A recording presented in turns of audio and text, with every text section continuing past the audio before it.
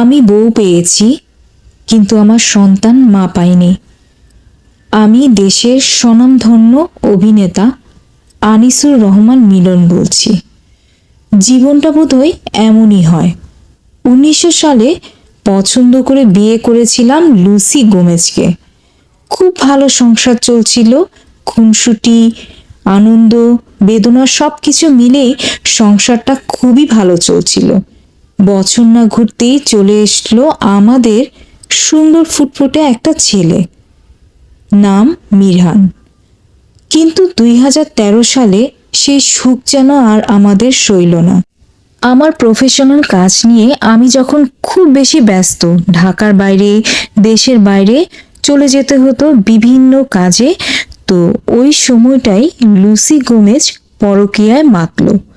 পরকীয়ায় মেতে সে এমন তার সংসার, তার বাচ্চা, তার স্বামী সব কিছু ভুলে গিয়ে সে অন্যের হাত ধরে চলে গেল। সংসারটা ভেঙেই গেল।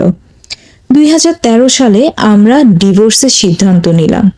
এরপর বাচ্চার মুখের দিকে তাকিয়ে নিজের নিঃসঙ্গতা কাটানোর জন্য যুক্তরাষ্ট্র প্রবাসী পলি আহমেদকে বিয়ে করলাম পারিবারিকভাবে।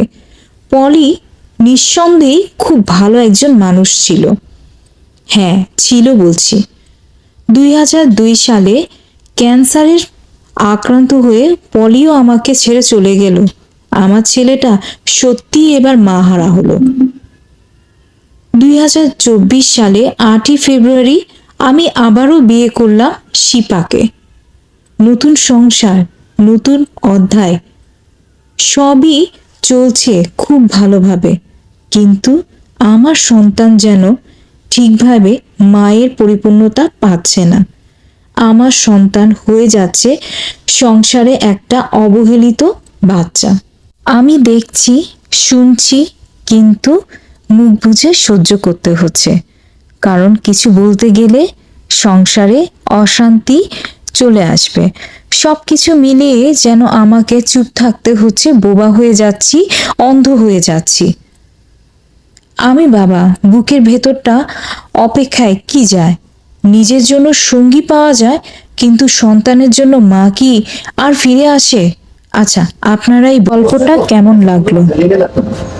আল্লাহ হাফেজ।